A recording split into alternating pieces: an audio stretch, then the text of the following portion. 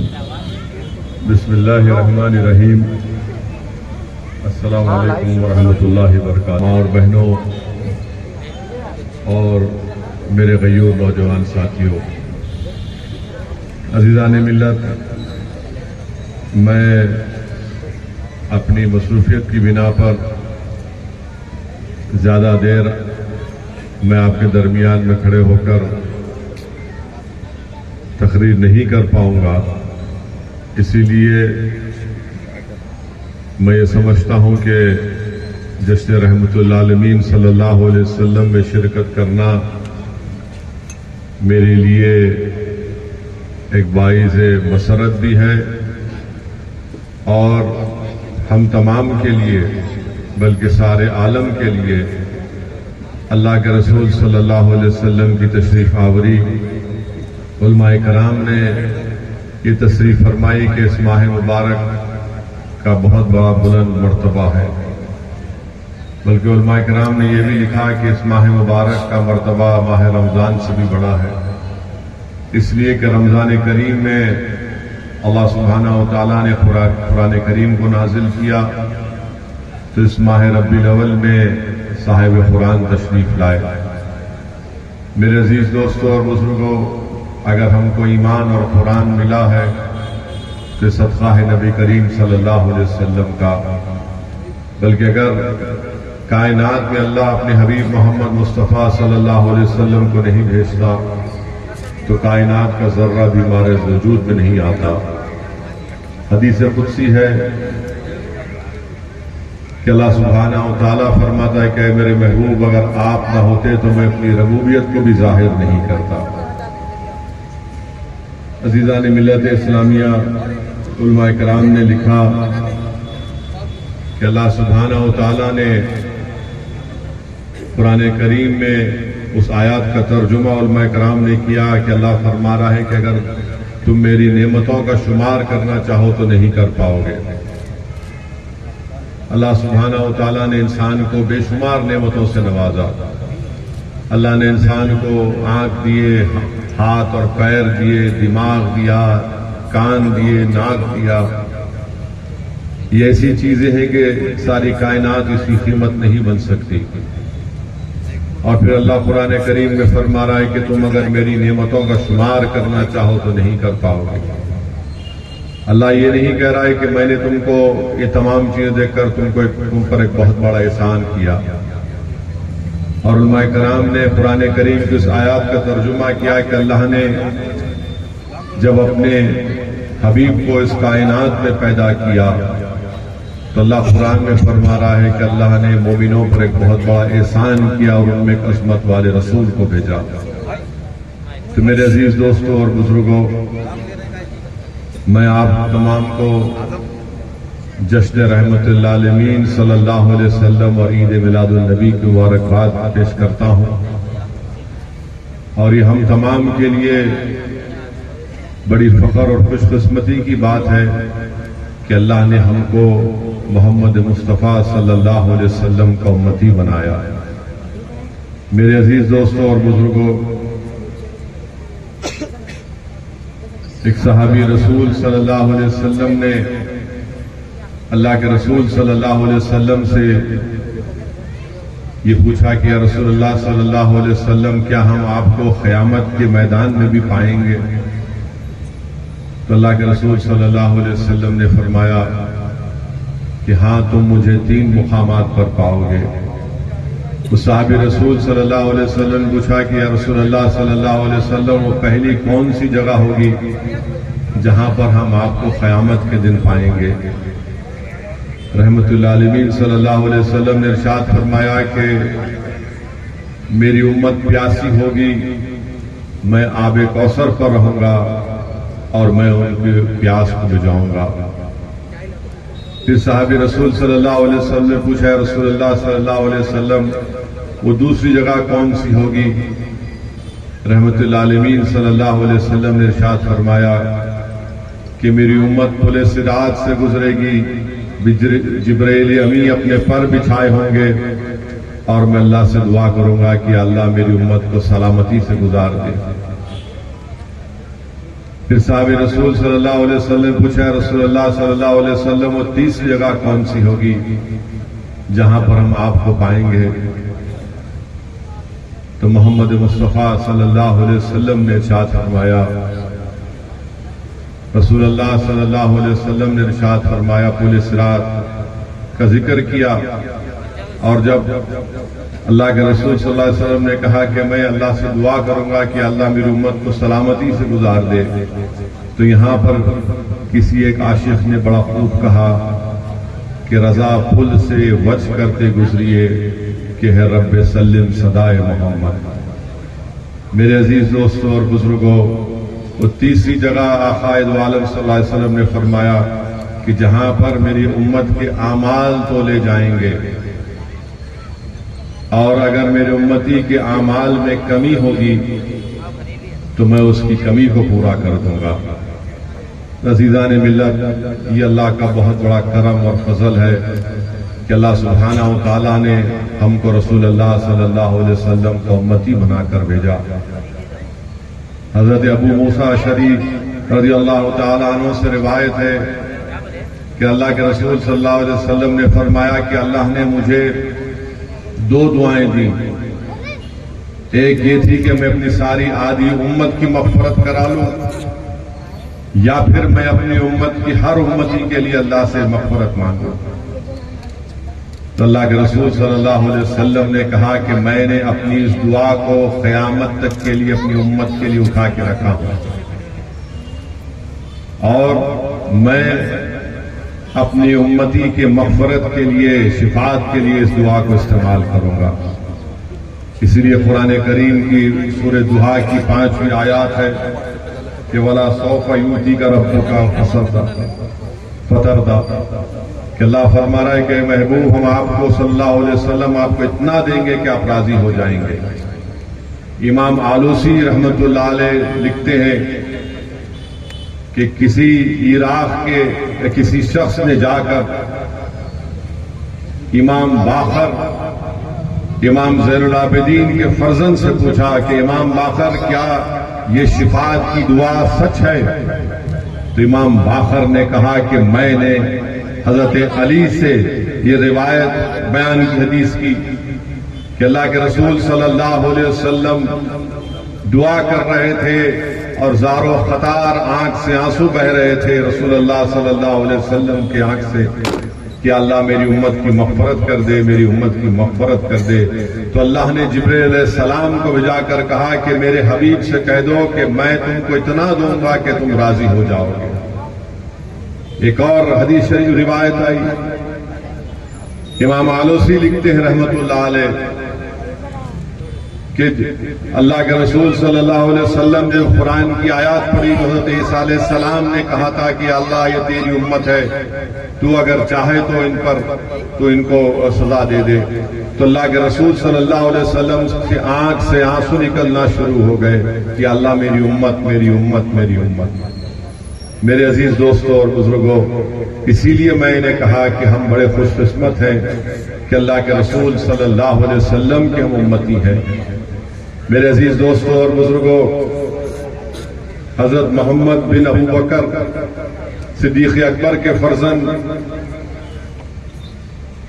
سے اب یہ واقعہ ہم کو ملا، حدیث شریف ملی کہ ایک مرتبہ رسول اللہ صلی اللہ علیہ وسلم کسی غزوے سے واپس ہو رہے تھے، رات میں ایک جگہ پر قیام کیا تو خیمے لگائے گئے، ایک ایک خیمے میں کوئی 3 صحابی، کوئی 4، کوئی 2۔ تو نماز مغرب کے بعد رسول اللہ صلی اللہ علیہ وسلم کی امامت میں نماز مغرب ادا کی گئی۔ اس کے بعد ایک صحابی رسول صلی اللہ علیہ وسلم تھے، بڑے موٹے تازے تھے، بہت موٹے تازے تھے، تو سب رسول اللہ صلی اللہ علیہ وسلم سے جا کر دست مبارک کو بوسہ دے رہے تھے۔ تو یہ صحابی رسول صلی اللہ علیہ وسلم رحمت للعالمین صلی اللہ علیہ وسلم کے چہرے مبارک پر نظر ڈالی اور جوش محبت پیدا ہو گیا اور خرید گئے۔ اس زمانے میں لکڑیوں کی جوتیاں پہنتے تھے اور رسول اللہ صلی اللہ علیہ وسلم اپنے خد مبارک میں نالین شریف نہیں پہنے تھے۔ یہ صحابی رسول جو موٹے تازے تھے، جذبات میں جوش میں رسول اللہ صلی اللہ علیہ وسلم کے اتنا قریب ہو گئے کہ اپنا پیر رسول اللہ صلی اللہ علیہ وسلم کے قد مبارک پر رکھ دیا اور ہاتھ نہیں چھوڑ رہے تھے، چوم رہے تھے۔ تو اللہ کے رسول صلی اللہ علیہ وسلم کو تکلیف ہوئی تو رسول اللہ صلی اللہ علیہ وسلم نے اپنی چھڑی سے اس صحابی رسول کے پیٹ پر چبائی کہ مجھے تکلیف ہو رہی ہے۔ وہ جب ان کو خیال آیا کہ یہ مجھ سے میں نے یہ کر دیا تو ندامت کیے، بہت پریشان ہو گئے۔ پھر رات میں جب واپس گئے تو خوب رات بھر روئے کہ مجھ سے کیا ہو گیا، مجھ سے یہ کیا ہو گیا۔ رات ہو گئی، عشاء کی نماز پڑھ کر جلدی چلے گئے اور رات بھر روتے رہے کہ میں نے یہ کیا کر دیا رحمت اللہ علیہ صلی اللہ علیہ وسلم سے۔ تو فجر سے پہلے سحری کے وقت حضرت بلال اس خیمے پر آتے ہیں اور آ کر پوچھتے ہیں کہ وہ شخص کہاں ہے، وہ صحابی رسول کہاں ہے جس نے کل رسول اللہ صلی اللہ علیہ وسلم کے قدموں کو دبا دیا تھا۔ اب یہ اور کانپتے ہیں، تھر تھراتے ہیں کہ کہیں اللہ نے میرے تعلق سے قرآن کی آیات تو نازل نہیں کر دی۔ وہ صدیق اکبر کے فرزند سے کہتے ہیں کہ آپ اپنے والد سے کہہ کر میری سفارش کروائیے۔ حضرت بلال کہتے ہیں کہ اللہ کے رسول صلی اللہ علیہ وسلم نے تمہیں بلایا ہے۔ وہ ڈرتے ہوئے کانپتے ہوئے رسول اللہ صلی اللہ علیہ وسلم کے پاس گئے تو اللہ کے رسول صلی اللہ علیہ وسلم نے یہ فرمایا کہ میں تم کو عشاء میں بلانا چاہ رہا تھا مگر شاید آپ تھکے ہوئے تھے، مگر مجھے معلوم ہے کہ سحری کے وقت آپ اٹھیں گے تہجد کی نماز کے لیے تو میں نے بلایا۔ وہ کانپ کے کہتی ہے اللہ رسول اللہ صلی اللہ علیہ وسلم فرمائیے اللہ کے رسول صلی اللہ علیہ وسلم کہ جملے کیا ہے۔ دیکھیے آپ اپنی زبان مبارک سے رحمت اللہ علیہ ارشاد فرماتے ہیں کہ میں کل رات بھر نہیں سو پایا ہوں، میں نے تجھ سے بہت بڑی غلطی کر دی۔ وہ صحابی رسول بولتے ہیں رسول اللہ صلی اللہ علیہ وسلم غلطی تو مجھ سے ہوئی ہے، میں نے اس طرح کی حرکت کر دی کہ میں آپ کے پیر کو دبا دیا۔ اللہ کے رسول صلی اللہ علیہ وسلم نے فرمایا کہ تو نے دیکھ کر میرے پیر کو نہیں دبایا مگر میں نے تیرے پیٹ کو دیکھ کر چھڑی سے اس کو چبایا تھا، کیا تو اللہ کے لیے مجھے معاف کر دے گا؟ وہ صحابی رسول روتے ہیں، بولتے رسول اللہ صلی اللہ علیہ وسلم میں کیسا کروں گا؟ تو بولے نہیں بولو۔ تو بولتے رسول اللہ صلی اللہ علیہ وسلم ہمارے ماں باپ ہماری جان آپ پر قربان، آپ کا جو حکم ہم مانیں گے۔ تو رسول اللہ صلی اللہ علیہ وسلم فرماتے کہ میں راضی نہیں ہوں۔ وہ صحابی رسول بولتے ہیں کہ رسول اللہ صلی اللہ علیہ وسلم کیوں آپ راضی نہیں ہیں؟ بولے میں اس وقت راضی ہوں گا جب جو اس جنگ کو جیتنے کے بعد جو 5ویں حصے میں مجھے 80 اونٹ ملے وہ تجھے اس کو قبول کرنا پڑے گا۔ اللہ کے رسول صلی اللہ علیہ وسلم اس صحابی رسول کو 80 اونٹ دے دیتے ہیں۔ میرے عزیز دوستوں اور بزرگوں، یہ رحمت اللہ علیہ صلی اللہ علیہ وسلم ہے۔ ایک اور حدیث شریف میں آیا مسند امام احمد بن حنبل میں کہ رسول اللہ صلی اللہ علیہ وسلم ایک صحابی رسول تھے، ان کا نام ظاہر تھا۔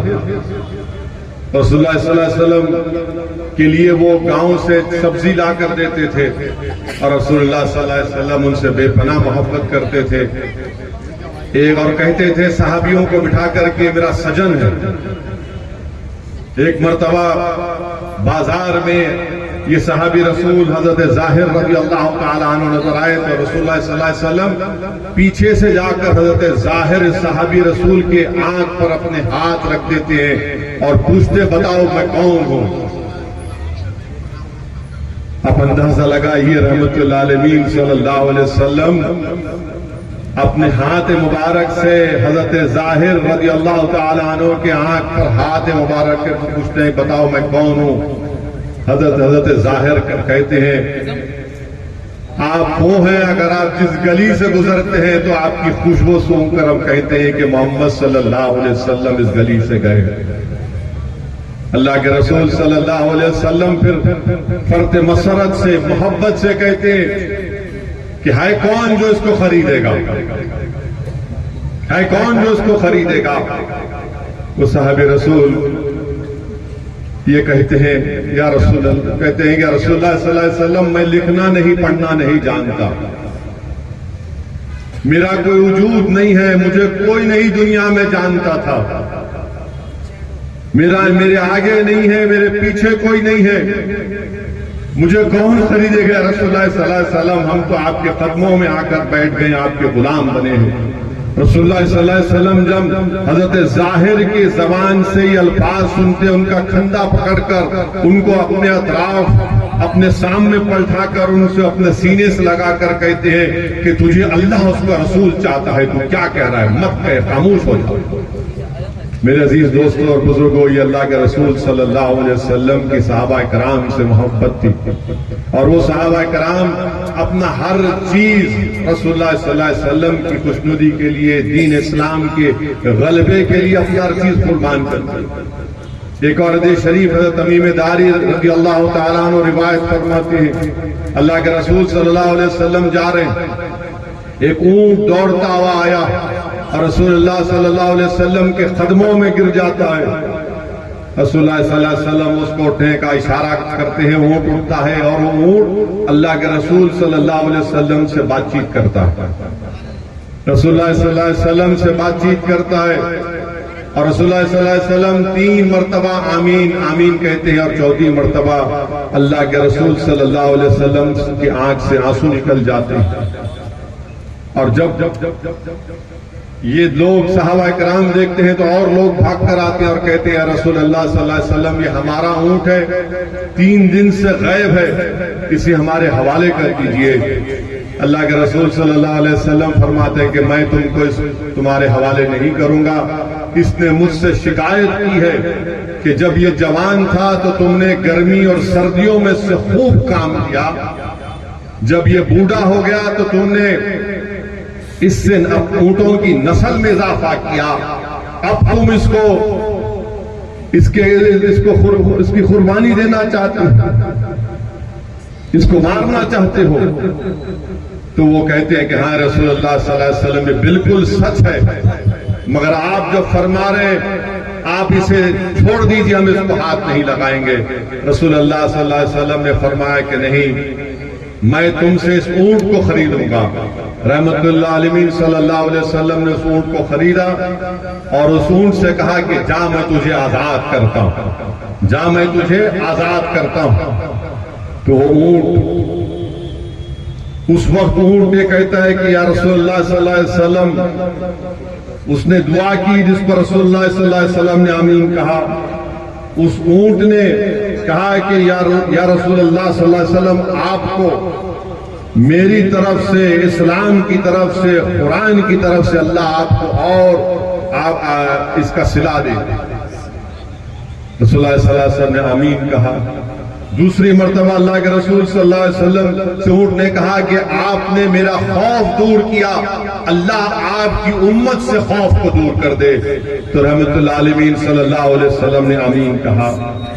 تیسری مرتبہ اس اونٹ نے دعا کی کہ یا رسول اللہ صلی اللہ علیہ وسلم، جس طرح آپ نے آج آ کر مجھے بچایا، قیامت کے دن اللہ آپ کی امت کو قیامت کے خوف سے آزاد کر دے، خوف دور کر دے۔ تو رسول اللہ صلی اللہ علیہ وسلم نے آمین کہی۔ چوتھی مرتبہ اس نے کہا کہ رسول اللہ صلی اللہ علیہ وسلم، جس نے آج میرا خون بچایا آپ نے، اللہ آپ کی امت کا خون بچا دے۔ تو اللہ نے کہا کہ میرے محبوب، یہ مشیت الہی ہے، اس دعا پر آمین آپ مت کہیے۔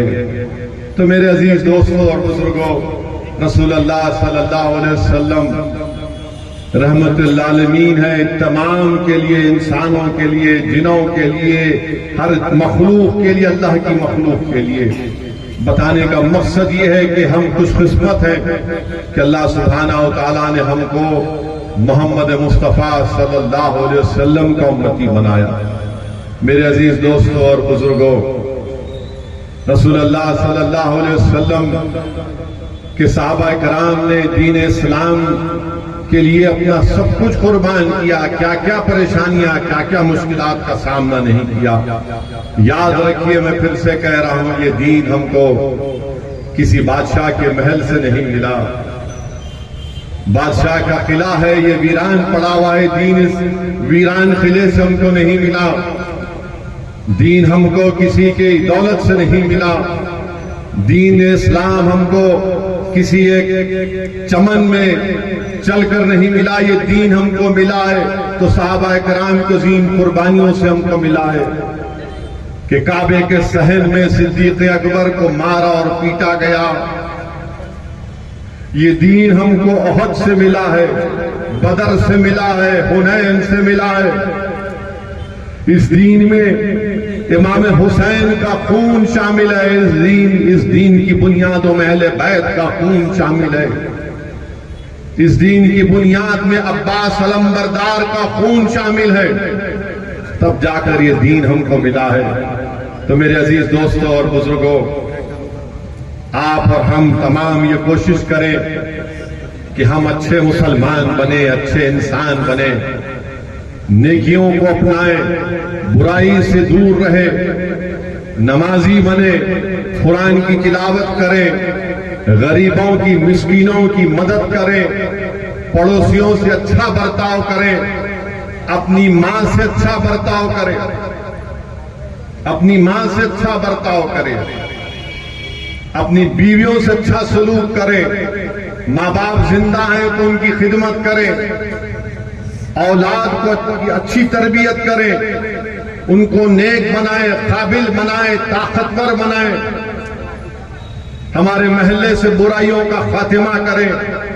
اور یاد رکھیے، بلکہ میں پورے مسلم سیاستدانوں سے یہ اپیل کر رہا ہوں، یاد رکھو کبھی بھی توحید پر کمپرومائز نہیں کرو، یاد رکھو دنیا کی کامیابی کے لیے تم شرک مت کرو، تم سیاست میں ہو تو یاد رکھو توحید کے دائرے میں رہ کر اپنی سیاست کرو۔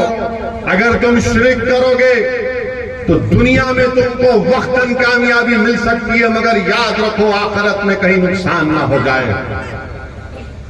انسان کا یہ مقصد نہیں ہے کہ میں کسی بھی طرح کامیابی حاصل کر لوں، شرک کروں، توحید پر کمپرومائز کر لوں، نہیں میرے عزیز دوستوں اور بزرگوں، دنیا کی کامیابی کے لیے ہم شرک نہیں کر سکتے، ہم توحید پر کمپرومائز نہیں کر سکتے۔ اور یاد رکھو قرآن کی آیات کو کہ جب رسول اللہ صلی اللہ علیہ وسلم مکہ فتح کر کے گئے اور اپنی زبان مبارک سے مکے میں بتوں کی طرف اشارہ کرتے تھے کہ قُلْ جَعَلَ وَزَهَقُ الْبَاطِلِ إِنَّ الْبَاطِلَ كَانَ زَهُوقًا، تو بت گرتے تھے۔ یاد رکھو جب رسول اللہ صلی اللہ علیہ وسلم کی آمد اس دنیا میں ہوئی تو بت گر گئے، آگ ٹھنڈی ہو گئی۔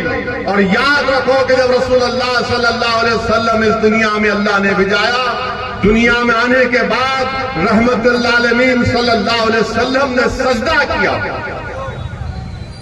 یاد رکھو کہ جب رسول اللہ صلی اللہ علیہ وسلم جب دائی حلیمہ کے گھر میں تھے تو پڑوسی دیکھ کر پریشان ہوتے تھے کہ حلیمہ کے پاس اتنی دولت کہاں سے آ گئی کہ چراغ رات بھر جل رہا ہے۔ جب پڑوسیوں نے پوچھا تو دائی حلیمہ نے کہا کہ نہیں، جب سے یہ نور والا آیا ہے، ہاں میں گھر کے کسی کونے میں اس کو لے کر جاتی ہوں تو اللہ وہاں پر نور پھیلا دیتا ہے، روشنی پھیلا دیتا ہے۔ تو میرے عزیز دوستوں اور بزرگوں، اس بات کا آپ کو خیال رکھنا ہے، کیونکہ یہ مجلس اتحاد المسلمین کا ایک جلسہ ہے۔ میں آپ سے اپیل بھی کرنا چاہوں گا کہ الیکشن آ رہے ہیں، میری آپ سے دبن گزار میں سیاست کی بات کر رہا ہے تو دیوانے تم سیرت النبی کو نہیں پڑھے، اگر تم سیرت النبی کو پڑھتے تو تم کو معلوم ہوتا۔ کسی شاعر نے اچھا کہا کہ جدا ہو دین سے سیاست تو رہ جاتی ہے چنگیزی۔ تو میرے عزیز دوستوں اور بزرگوں، جو ہمارے مخالفین مجلس اتحاد المسلمین کہتے ہیں کہ مجلس اتحاد المسلمین نے کیا کیا، تو میں عوام کے درمیان میں کھڑے ہو کر اس جلسے جشن رحمت للعالمین صلی اللہ علیہ وسلم میں آپ کو بتا رہا ہوں کہ پچھلے 10 سال میں مسلمانوں کے لیے pre post matric scholarship 445 crore रुपये पोस्ट मैट्रिक स्कॉलरशिप में मजलिस की नुमाइंदगी पर टीआरएस की हुकूमत ने मंजूर किए। रीइंबर्समेंट ऑफ ट्यूशन फीस 10 साल में 1625 करोड़। प्री मैट्रिक स्कॉलरशिप जो गवर्नमेंट ऑफ इंडिया के लेफ्ट ओवर थे उसमें 21 करोड़। चीफ मिनिस्टर की ओवरसीज स्कॉलरशिप में 521 करोड़, जिसमें 2975 बच्चों को, बेटियों को स्कॉलरशिप मिली। टिमरिस में 2975 करोड़ मजलिस की नुमाइंदगी पर टीआरएस हुकूमत ने खर्चा किया। 1,35,000 मुस्लिम बच्चे और बच्चियां भी पढ़ रहे हैं। 6 साल में 80,000 मुस्लिम बच्चे और बच्चियां 12वीं जमात की तालीम मुकम्मल करके निकल चुकी हैं। 1,35,000 अभी पढ़ रही हैं। 80,000 6 बरस में 12वीं जमात मुकम्मल करके अल्हम्दुलिल्लाह निकली है। सेंटर फॉर एजुकेशन डेवलपमेंट में वेरियस इम्तिहानों की कोचिंग के 14 crore. Minority studies circle, civil service various group में 17 करोड़, यानी pre matric reimbursement of tuition fees, pre matric scholarship, CM overseas, टिमरिस, सीईडीएम, minority studies circle को मिला लेंगे तो 10 साल में सिर्फ तालीम के ऊपर मजलिस इत्तेहादुल मुस्लिमीन की नुमाइंदगी पर के चंद्रशेखर राव ने 5,617 करोड़ रुपये खर्चा किए। 5,617 करोड़ रुपये। और कितने मुस्लिम बच्चे और बच्चियों को फायदा हुआ उसमें? इस 8 स्कीम में 27,34,628 बच्चे बच्चियों, मुस्लिम बच्चे बच्चियों को फायदा हुआ। 27,34,628 को 5,617 करोड़ खर्चा हुए। और मुखालिफीन मजलिस के पास इसका कोई जवाब नहीं। फिर अब आप आ जाइए शादी मुबारक में 10 साल में 2,225 करोड़ दिए गए हैं, जिसमें से करीब 2,65,931 हमारी बहनों की शादी के पैसे उनको दिए गए हैं। इमाम और मौजम का जिनको तनख्वाहें दी गई हैं, अब उसको बढ़ाकर 17,000 इमाम और मौजनों को तनख्वाह दी जा रही है। उसका बकाया है, वो मिल जाएगा इंशाअल्लाह। फिर ये 1 लाख का फाइनेंशियल एड है। और फिर आप देखते हैं कि तूर बैतुल माल जो था नामपल्ली के पास, वहां पर करीब 40 करोड़ की लागत से वो अनीसुल गुरबा की इमारत, इतनी शानदार इमारत को मजलिस इत्तेहादुल मुस्लिमीन की नुमाइंदगी पर बनाया गया।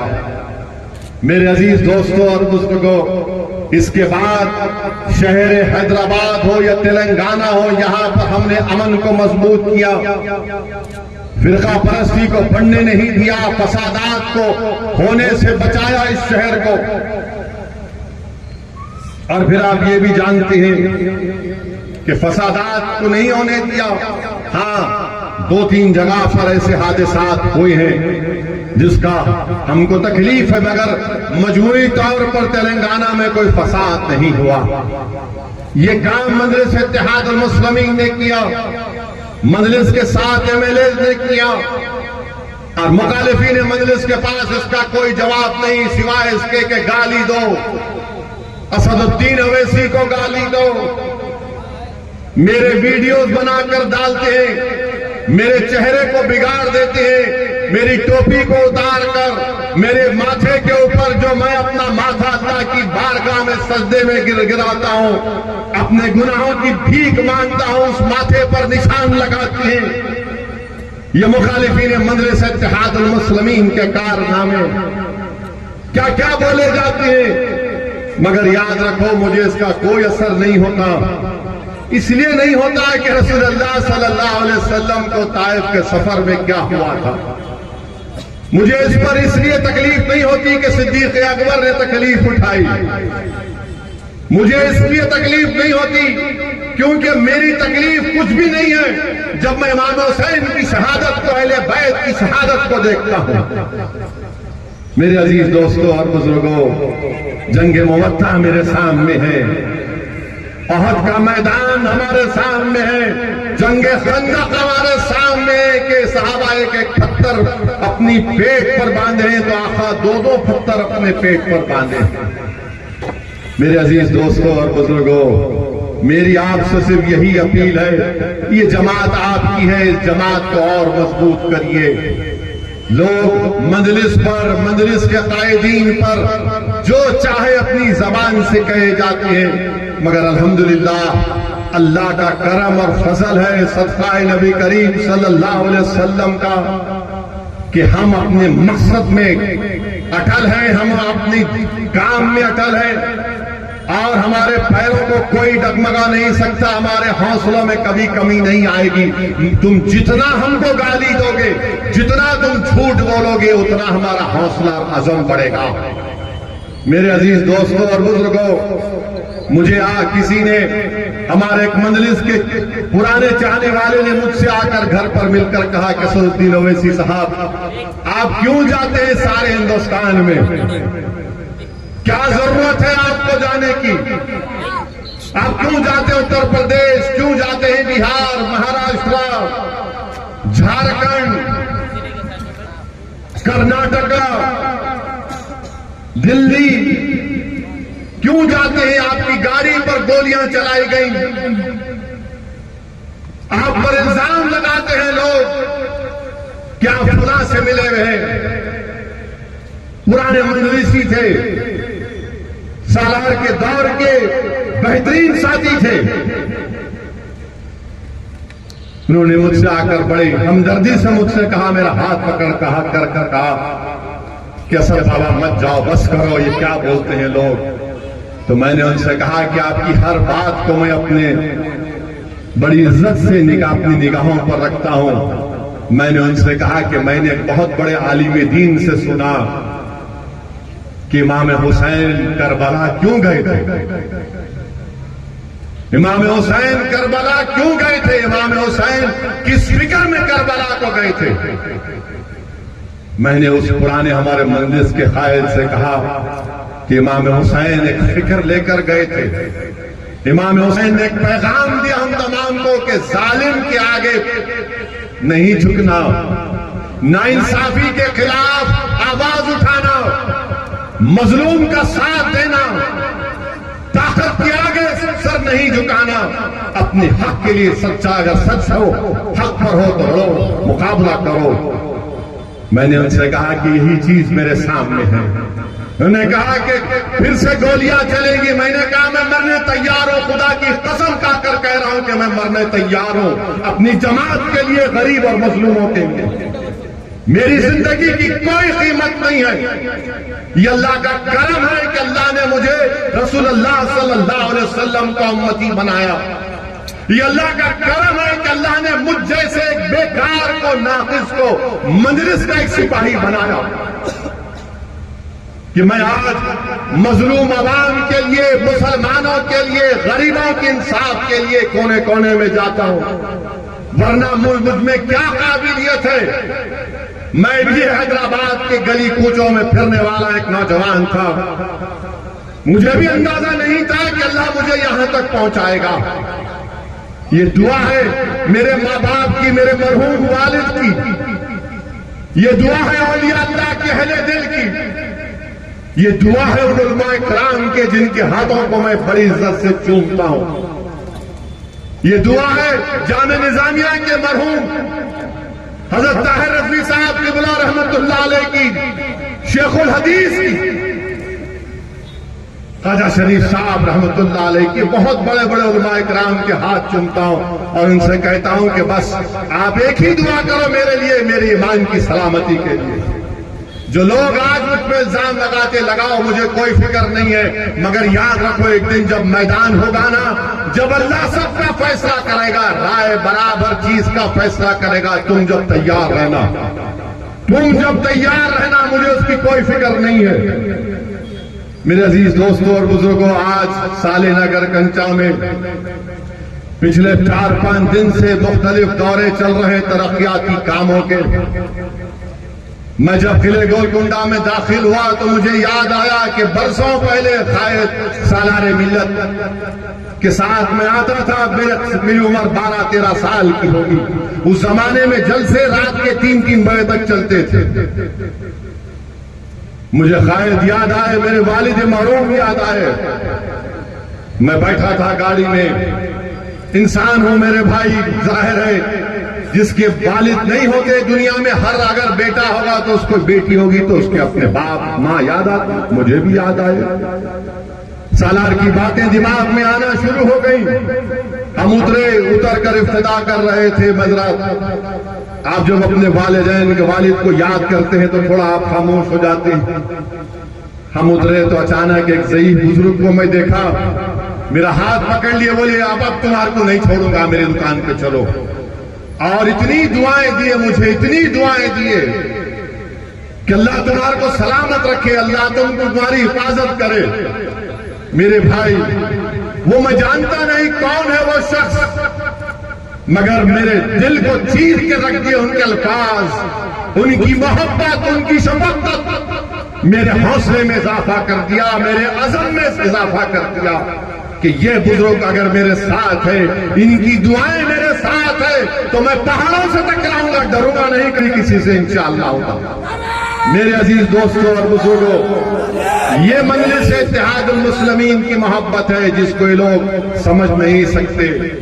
अरे तुम गाली दो, झूठ बोलो, जो करते कर लो, जब तक अल्लाह जिंदा रखेगा हम तमाम को, हम अपनी जमात के लिए काम करते रहेंगे। अब ये तेलंगाना का कांग्रेस का सदर चुमटी को भी पर निकल गए। ओवैसी का खानदान महाराष्ट्र से आए। अरे दीवाने, हम महाराष्ट्र से नहीं आए, हम बाबा आदम यहां पर आए तो उनके हमारे अब्बा उन्हों है,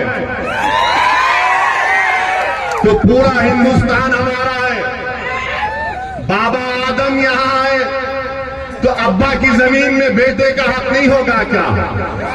तुम कहां से आए बताओ? मैं तो बाबा आदम का निस्बत बता दिया, बोलो तुम कहां से आए, किधर से आए तुम? याद रखो, तुम मेरी जबान का मुकाबला नहीं कर सकोगे, मगर आपको बताने के लिए कह रहा हूं कि ये कांग्रेस का ये लीडर जो तेलंगाना की कांग्रेस का सदर है, इसकी जबान से निकलना कि ये तेलंगाना के नहीं है, ये आरएसएस की जबान है कि मुसलमान हिंदुस्तान के नहीं है, इस्लाम भारत का नहीं है, इस्लाम बाहर से आया। ये सोच है इस जमात के सदर की। ये यहां के नहीं है, वो वहां के। यही तो आरएसएस गोलवालकर से लेकर पंडित दीनदयाल उपाध्याय से लेकर ये सब तो यही लिखे। क्या लिखा था गोलवालकर ने वी और नेशन ऑफ डिफाइन में? यही तो बात लिखी थी। आरएसएस के सरसंचालक के बयानात पढ़ लो आप, पिछले 40 साल 50 साल पुराने। वो ये कहते कि मुसलमान इस्लाम इस मुल्क का नहीं है, बाहर से आए। तो वही जबान में ये कह रहा है कबूतर। मगर याद रखो, तुम्हारी इन बातों से कोई फर्क नहीं पड़ेगा। हाँ, तुम्हारे दिल और दिमाग पे जो नफरत है मुसलमानों के लिए, तुमने जाहिर कर दिया। तेलंगाना के तमाम मुसलमानों को बता दिया कि तुम बोलोगे तो गोलवालकर की जबान में बोलोगे, तुम बोलोगे तो दीनदयाल उपाध्याय की जबान में बोलोगे, तुम बोलोगे तो आरएसएस की किताबों में जो जहर लिखा गया उसको तुम अपनी जबान से बोलोगे। तो याद रखो, हम आरएसएस से 70 साल से मुकाबला करते आ रहे हैं, तुम नहीं करे। और ये कौन था ये सदर इनका? 1999 में आपको याद होगा जब मरहूम सैयद सज्जाद असेंबली का इलेक्शन लड़े, ये कांग्रेस का सदर किशन रेड्डी के साथ काम कर रहा था बीजेपी के लिए। मैं देखा अपनी आंखों से इसको देखा मैंने। कहां पर? ये गुड्डी मलकापुर की मार्केट उस वक्त का इलाका कारवान में था, वहां पर फिर रहा था किशन रेड्डी के साथ। اب ہم کو بول رہے ہیں، ہم کو سبق۔ یاد رکھو تمہارا پورا شجرا ہمارے پاس ہے۔ تم کب تھے 1999 میں؟ تمہاری جوانی میں تم اے بی وی پی میں تھے، وہاں سے نکل کر تم گئے آر ایس ایس میں تھے، پھر تم بی جے پی میں آئے، پھر بی جے پی میں تھے تو آر ایس ایس نے کہا کہ نہیں اب تم چندرڈو کے پاس چلے جاؤ جب جیل میں ہے، تو چندرڈو کے پاس گئے۔ جب چندرڈو کا معاملہ ختم ہوا تو کود گئے کانگریس میں۔ تو کانگریس ایسے لوگوں کو لیتی ہے جو آر ایس ایس کی زبان میں بولتے ہیں۔ تو میرے عزیز دوستوں اور بزرگوں، میری آپ سے ہی گزارش ہے کہ مجلس اتحاد المسلمین کو مضبوط رکھیے۔ یہ آپ کی آواز ہے، یہ آپ کی طاقت ہے، اور بہت سی چیزیں آئیں گی الیکشن کے دوران میں۔ ہمارے کام آپ کے سامنے ہے، کاروان میں ترقیاتی کام آپ کے سامنے ہے۔ حلقہ اسمبلی کاروان میں 290 کروڑ کی لاگت سے سیوریج کا کام ہو رہا ہے، اور مجھے یقین ہے کہ جب یہ کام پائے تکمیل کو پہنچے گا انشاءاللہ تو کاروان کے 90% علاقوں میں نئی سیوریج لائن کی وجہ سے گندگی کا خاتمہ ہوگا۔ ہمارے ایم ایل اے، ہمارے اراکین، ہمارے صدور و معتمدین محنت کر رہے ہیں کہ اور ترقیاتی کام ہو۔ مجھے یقین ہے کہ انشاءاللہ تعالی وہ تمام کام پائے تکمیل کو پہنچیں گے۔ میری آپ سے صرف یہی گزارش ہے کہ مجلس کو مضبوط رکھیے اور کانگریس پر یقین مت کریے۔ میں دیکھ چکا ہوں کانگریس پورے ہندوستان نے کیا کیا۔ راجستھان میں آپ دیکھ لو کہ جنید اور نصیر کو کڈنیپ کر کے لے کر چلے جاتے ہیں، زندہ جلا دیا جاتا ہے، جنید نصیر کو زندہ جلا دیا جاتا ہے، اور اس کے بعد ان کے گھر والوں کو صرف ملتے ہیں 15 لاکھ، ابھی تک 5 لاکھ کیے۔ وہی کنہیا لال جس کو دہشت گردوں نے مار دیا، اس کو 50 لاکھ اور نوکری، مگر جنید اور نصیر کو کوئی نہیں۔ کانگریس کی حکومت ہے، جب ٹرین کے کمپارٹمنٹ میں ایک دہشت گرد نے مسلمانوں کا داڑھی اور نام دیکھ کر گولیاں چلائی تو بازار گھاٹ کا رہنے والا ایک شخص اس نے اس کو شہید کر دیا۔ اس دہشت گرد نے مجلس کے ایم ایل اے نے اٹھایا تلنگانہ کے اسمبلی میں، کے ٹی راما راؤ نے کہا کہ تلنگانہ کی حکومت ایس گریشیا دے گی، 2 BHK دے گی، اور ایک نوکری اس بیوہ کو دی جائے گی۔ ایک اور مرنے والا بہار کا تھا، راجستھان میں رہتا تھا۔ بتاؤ کانگریسیوں، جب تلنگانہ کی حکومت ایک مسلمان کی بیوہ کو جس کو دہشت گرد نے مارا اس کو نوکری دی، 2 BHK دیا، ایس گریشیا دیا، تو تمہاری حکومت راجستھان میں کچھ نہیں دیے؟ کیوں نہیں دیے؟ بہار میں نتیش کمار کیوں نہیں دیے؟ تو معلوم ہوا کہ وہاں پر مجلس نہیں ہے۔ یہ یہی چاہتی ہیں کہ ہم کو ڈرایا جائے، مسلمانوں کو ڈرایا جائے، ڈرا کر ووٹ حاصل کیا جائے۔ کرناٹکا کی مثال دینا غلط ہے، یہ تلنگانہ ہے، حیدرآباد ہے، یہاں پر مجلس ہے، اور بڑے بڑے آ کر چلے گئے۔ ہم نے بی جے پی کی بنڈی میں پنچر لگا دیا تو کانگریس کو بھی انشاءاللہ تعالی روکیں گے، پنچر لگائیں گے ان کو بھی۔ بڑی بڑی باتیں کانگریس کر رہی ہے۔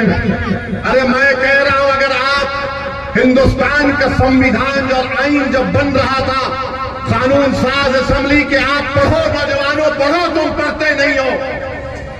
کانسٹیٹیوئنٹ اسمبلی کے ڈیبیٹس پڑھو، جب آئین بنایا جا رہا تھا مسلمانوں کی اگر آج اسمبلی اور پارلیمنٹ میں کم نمائندگی ہے تو اس کا ذمہ دار یہ کانگریس ہے،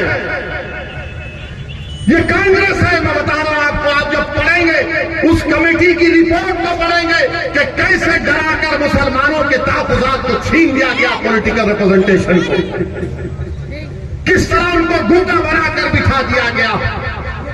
یہی ذمہ دار ہے یہ لوگ۔ اگر آج ہمارے پاس بھارت کے مسلمانوں کے پاس پولیٹیکل ریپرزنٹیشن نہیں ہے تو اس کا ذمہ دار نہرو اور سردار پٹیل ہے۔ میں جانتا ہوں کہ میڈیا اس کو اچھالے گا، مگر چیلنج کے ساتھ کہہ رہا ہوں، کانسٹیٹیوئنٹ اسمبلی کے ڈیبیٹس ہیں، کس طریقے سے ان کو دھوکہ دیا گیا۔ ارے آج تلنگانہ میں 2000 کروڑ کا بجٹ ہے، वजारत अखिलती बहबूद का तुम्हारे राजस्थान में क्या है 250 करोड़, उतने ही मुसलमान हैं, 250 करोड़ है। मेरे अजीज दोस्तों और बुजुर्गों, और हमारे वजीर आजम तेलंगाना को आए, अजीब वजीर आजम, एक तरफ ये बोलते एक तरफ ये भी बोलते। ये बोल दिया कि केसीआर ने कर्नाटका के इलेक्शन में कांग्रेस को पैसे दिए। अरे घड़ी में ताशा घड़ी में माशा क्या है मोदी जी?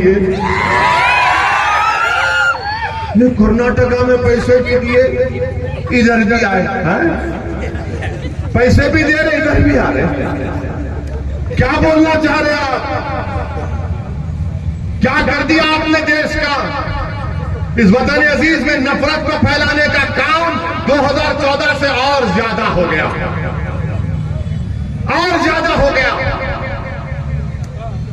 कहां मुसलमान बीजेपी में नजर ही नहीं आता, मगर वजीर आजम एक ही रट लगाते, सबका साथ, क्या विकास, विश्वास बोलते। कोई नजर नहीं आता बीजेपी में। एक मुस्लिम एमएलए नहीं है इनके पास, एक है शायद कहीं पर, एक मुस्लिम एमपी नहीं है लोकसभा में, मुस्लिम मिनिस्टर नहीं है। भारत की सियासत से मुसलमानों को गायब कर दिया बीजेपी ने। तो कांग्रेस भी अब डर रही है, सेकुलर पार्टियां डर रही है। नहीं, जरा खामोश बैठो, खामोश बैठो, खामोश बैठो, खामोश बैठो, खामोश बैठना। हम खामोश बैठने को आए इस दुनिया में, हम खामोश बैठने को नहीं आए इस दुनिया में। हम लड़ाई लड़ने आए, अपना हक मनवाने आए इस दुनिया में। जो खामोश बैठेगा वो खत्म हो जाएगा, जो लड़ेगा वो जिंदा रहेगा। जो लोग खामोश बैठने के लिए कह रहे हैं, अरे तुम हमको 60 साल से खामोश बिठा कर रखे हो, तुमने क्या किया बताओ मुसलमानों के लिए, सिवाय डरा डरा कर।